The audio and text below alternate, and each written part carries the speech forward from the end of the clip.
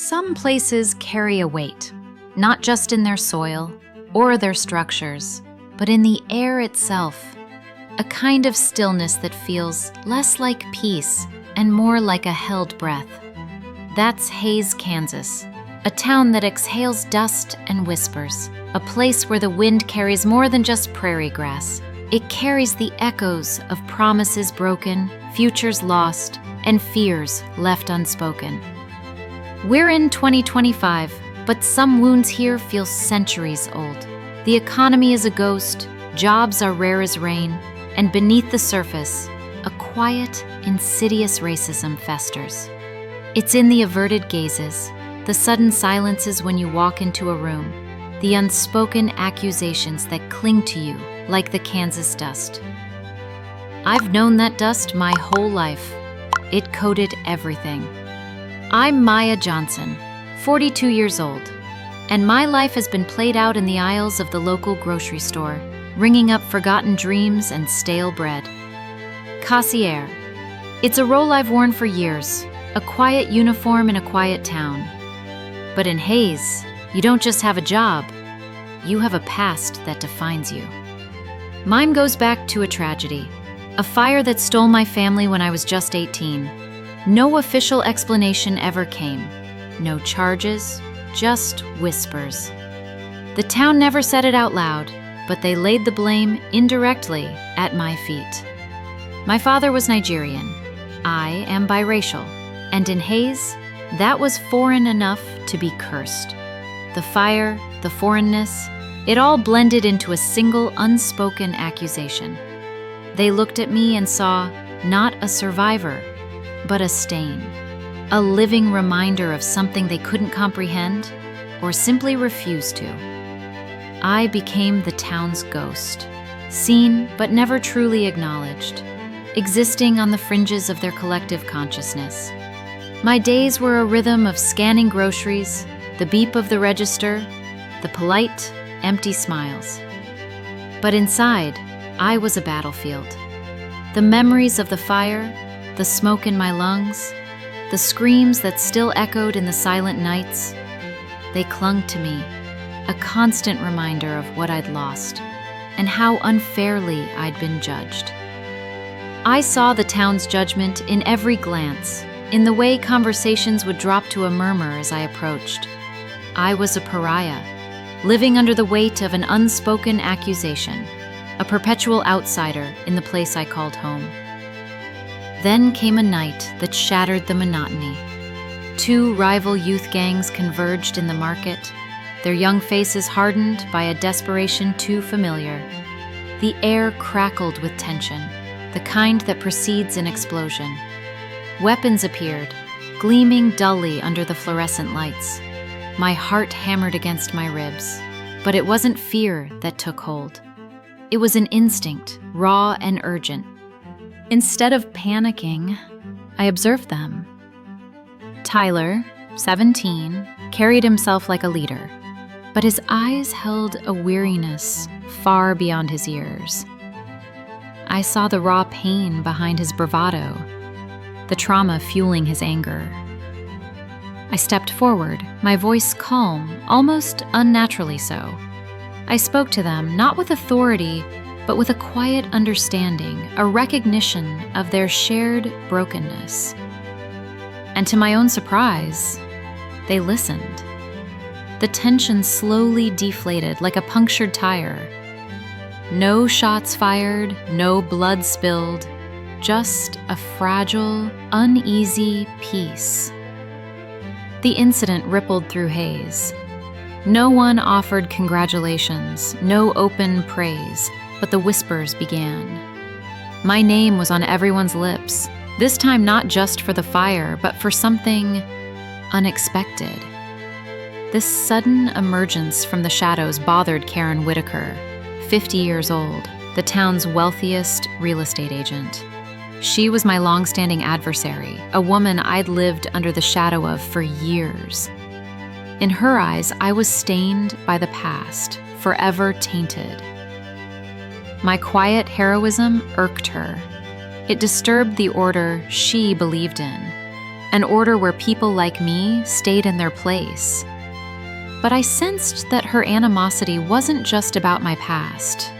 There was a deeper, darker secret lurking behind her cold, calculating eyes. Her hatred felt personal, almost desperate, as if my very existence reminded her of something she desperately wanted to forget. The night at the market was a revelation. It stripped away the quiet resignation I'd lived with and showed me a truth I'd been avoiding. The youth of Hayes were broken, just like me. They were adrift in a sea of hopelessness, their potential drowning in the stagnation of our town. Their anger wasn't malicious. It was the desperate cry of forgotten souls, reflections of my own internal struggles. I saw the weariness in Tyler's eyes, the quiet despair in others. I realized they needed a space, a sanctuary, where they could channel their rage, their sorrow, their unexpressed dreams into something constructive. They needed to find their own voices, their own lines. I found my answer in the town's abandoned old church hall. It stood dilapidated, forgotten, its windows boarded up, its paint peeling like old skin. But beneath the decay, I saw possibility. I saw a canvas. I spent days clearing out the dust and debris, the silence of the hall slowly filling with the echo of my own determined breathing. The peeling plaster, the worn wooden floors, they would become a backdrop for something new. I started an art project not just to teach them techniques, but to offer them a space to breathe, to create, to connect. It wasn't about perfect strokes, it was about expression, about making their presence known in a town that had tried to render them invisible. Tyler was the first to join. He arrived cautiously, his usual tough exterior softened by a flicker of curiosity. He took to the walls, his spray cans coming alive with vibrant graffiti, raw and powerful, telling stories of his frustration and dreams. He was drawing his own history, reclaiming his narrative. Then came Lila, 16, her face a mix of shyness and fierce intelligence. She was Latina, another outsider in Hayes. She approached me one day, her hands trembling slightly, and showed me a poem she'd written. It was raw, poignant, filled with images of struggle and resilience. I saw the talent, the fire in her words. I encouraged her to write more, to find her voice in poetry. Earl, 38, an old friend and the town's kindly bartender, became our quiet benefactor. He'd drop off cans of paint, brushes, and even salvaged materials he'd found, always with a gruff smile and a word of encouragement. His belief in the project, in us, was a quiet anchor. But just as the hall began to hum with new life, Karen Whitaker made her move. She applied to the city council, seeking to purchase the church hall property. She wanted to tear it down, of course, to develop it into something bland and profitable, another testament to her control over this town. She used my past, the lingering suspicion of the fire, to incite the townspeople against me. She dropped hints in conversations, spread rumors about that Johnson girl and her dangerous new project. Prejudices, never truly extinguished, flared up again. The whispers turned into murmurs of discontent. I saw the fear in people's eyes, the familiar suspicion that painted me as a threat to their carefully constructed order. Karen was a master manipulator, pulling strings from the shadows, ensuring her version of Hayes remained untouched by what she saw as undesirable elements. As Karen's attacks intensified, an unsettling thought began to surface. Her animosity was too fierce, too personal for simple prejudice. It felt like something deeper. And then, subtle clues began to emerge about Karen's past. I heard hushed conversations, saw old photographs hidden away. During her youth, she had given birth to a biracial child, a secret she had buried deep, giving the child up for adoption to conform to the white norms of the town, to protect her family's standing. My very presence, my mixed race, was a living, breathing mirror of her own buried shame and pain. Every time she looked at me, she wasn't just seeing a Black woman or the cursed girl. She was seeing a reflection of her own forced sacrifice, her suppressed guilt, and the rage she felt at a world that had demanded such a choice from her. That explained the desperation in her eyes, the fury that seemed to consume her. I was an unwelcome echo, a reminder of a tragedy she had tried to erase from her own history. Her hatred wasn't just for me, it was for the part of herself she had sacrificed, projected onto me. The play was born from the raw experiences of the youth. It wasn't a neatly packaged narrative, it was a mosaic of their lives, their quiet despairs, their unspoken dreams. We didn't write a script in the traditional sense. Instead, we explored their stories, their frustrations with Hayes, their yearning for acceptance. Tyler used his graffiti on makeshift backdrops, his lines telling tales of anger and hope. Lila's poetry became the haunting narration, her words weaving through the scenes like a painful truth. The play was a bold mirror held up to the town's history, its unspoken pains, its ingrained prejudices. It was their story, their cry, their voice, finally unleashed. The date was set for the local festival. Word spread, and against all odds, a quiet curiosity began to ripple through the town. People were intrigued, perhaps even a little unnerved by the prospect of these problem kids performing. Festival night. The old church hall, now transformed, buzzed with an energy I'd never felt there before. It was packed. Every seat taken, people standing along the walls, a sea of faces, some curious, some skeptical, all waiting. The lights dimmed, a hush fell over the crowd, and then the play began. It wasn't acting, it was pure, unadulterated truth. The youth weren't performing roles, they were reliving their pains, their struggles, their moments of quiet rebellion. Their voices filled the hall, raw and powerful, echoing through the old rafters. They were screaming their hurts onto the stage, demanding to be heard. The audience was captivated, almost spellbound by the raw emotion emanating from the stage. Just as the play reached its most poignant scene, where I was scheduled to deliver a reflective speech about the town's unspoken history, Karen Whitaker made her move. It was a well-timed, calculated act of sabotage. Her face, a mask of righteous indignation, appeared on a large screen near the entrance, projected from someone's phone. Then, almost simultaneously, old news clippings, yellowed and sinister, flashed across the screen. Reports of the fire, subtly implying my guilt, my role in the tragedy. Along with them, vague, suspicious documents fabricated to link me to the fire's official cause. She hadn't just attacked me. She had attacked the very core of my identity, using the past as her weapon. Karen had unleashed her version of the truth onto social media, ensuring it went viral within seconds. The hall erupted, a collective gasp, then a frantic murmur, quickly escalating into agitated whispers. Phones lit up, people reading the posts, faces turning to me with renewed suspicion, judgment. The tension became a tangible thing, a suffocating blanket. My heart pounded, but I felt a strange calm. This was her final, desperate blow. I walked onto the stage, the sudden spotlight making the room feel both vast and impossibly small. I raised my hand for silence, my gaze sweeping across the faces in the crowd, some filled with doubt, others with a dawning understanding. You silenced me for years. When I lost my family in that fire, you questioned not me, but our colors. You chose to see a suspect where there was only a victim. But the real truth is, silence is also a kind of crime. And remaining silent in the face of injustice, of lies, is a crime against yourselves. The crowd fell silent, a stunned quiet settling over the hall.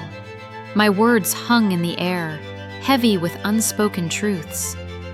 Then, the youth on stage, my kids, my artists, turned to face me.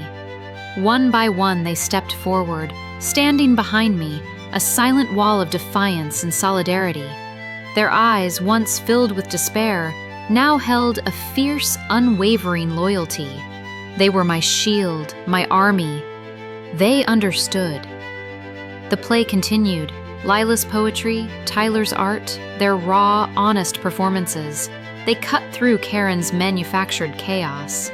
By the end, the hall wasn't merely silent. It was transformed.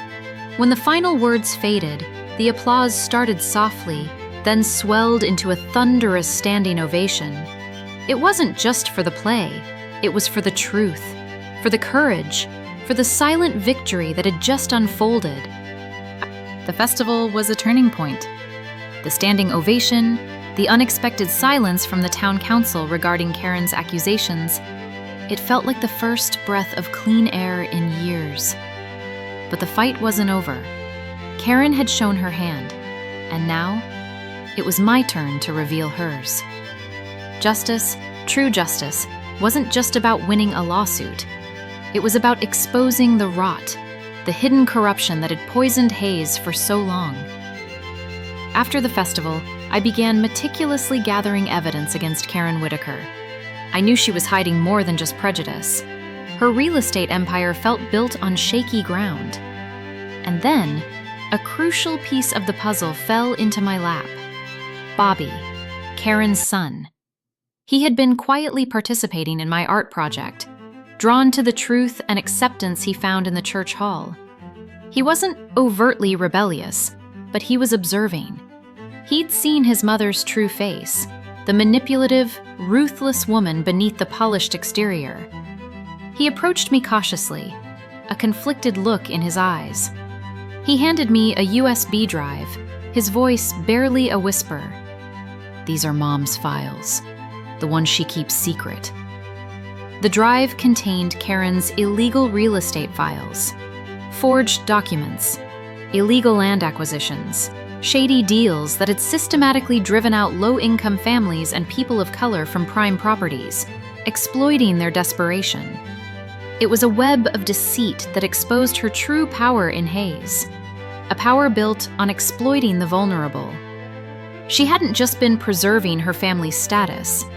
She had been actively shaping the town to fit her narrow, prejudiced vision, profiting immensely in the process. My heart ached with anger, but also with a grim determination. This wasn't just about me anymore. It was about every family she had displaced, every life she had marginalized. With Olivia's help, my sister, the unwavering lawyer, we presented the evidence to the authorities. The scandal exploded. It hit Hayes like a prairie fire, uncontrollable and devastating. Karen Whitaker's meticulously crafted empire crumbled. The news broke, revealing the extent of her deceit. She lost not only her business, but also her reputation. The respect she had demanded through fear and influence evaporated. I could have pushed for criminal charges, for utter ruin, but that wasn't my way. My goal wasn't to be another Karen. My goal was to force the town to confront the very ugliness it had enabled. I didn't want to destroy her. I wanted Hayes to truly see her for who she was, and in doing so, perhaps see themselves a little clearer too. Karen, stripped of her power, became another shadow in the town she once controlled. Amidst the fallout, something truly remarkable happened. Miss Clara, a woman in her mid-60s who had been among the loudest voices denouncing me, approached me. Her face, usually stern, was softened by a raw vulnerability. She was Tyler's grandmother. She had seen the profound transformation in her grandson, a boy once lost to anger, now finding purpose through art. His quiet resilience, his newfound hope, had chipped away at her ingrained prejudices. Her voice, usually sharp, trembled as she spoke. "Maya, I was wrong about you. About all of you. My Tyler, He's different now. Better, because of you. I'm so sorry. For everything. Her words were a balm to old wounds. It wasn't just an apology, it was a crack in the wall of prejudice that had stood for so long. It was a sign that change, however slow, was possible. It was a victory not for me, but for the spirit of Hayes itself. The old church hall, once a symbol of neglect and abandonment, became a beacon. After the dust settled from Karen's downfall, the town council, swayed by public sentiment and the undeniable positive impact of the art project, officially approved it as the, quote, New Beginnings Workshop. It was a name chosen by the youth themselves, a testament to the future they were building. The peeling paint was gone, replaced by murals of vibrant colors, their stories splashed across the walls. It was a permanent space, a sanctuary for creativity, learning, and acceptance. Here, the lines weren't broken.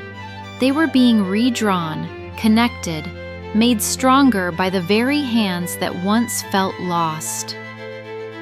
I, along with Earl and the youth, continued our work. Earl, ever the quiet supporter, helped maintain the space, his gruff demeanor belying his deep commitment. The workshop became a hub, a place where young minds could flourish, where old prejudices slowly withered. Lila continued writing, her poetry gaining local recognition, her words painting vivid landscapes of struggle and hope. Tyler, once lost to the streets, found his purpose in art. He started taking commissions, his talent blooming with every new piece. In the workshop, on the wall facing the entrance, a new piece appeared. It was a portrait of me, drawn by Tyler. His style was raw, powerful, imbued with a deep understanding. He hadn't just captured my features, he had captured the resilience in my eyes, the quiet strength that had carried me through the storm. It was a masterpiece, a reflection of how I was seen by those I had helped, a symbol of my own transformation. It spoke volumes about the journey we had all. Revenge, I realized, is temporary. It burns bright and then fades, leaving only ash. But change, genuine, hard-won change, that is lasting. It builds something new from the ruins, something real and enduring. The Kansas winds still sweep across the prairie. Hayes remains a quiet town, but beneath the surface, something has shifted. The whispers haven't entirely ceased, but they carry a different tune now, one of dawning recognition, of slowly blossoming hope. I stand here in the heart of my own creation, surrounded by the vibrant art of the youth. My family is gone, the fire remains a scar, but the lines of my life are no longer broken. They are redrawn, not perfectly straight, but beautifully intricate, a testament to resilience, to justice, and to the enduring power of finding yourself in the most unexpected places.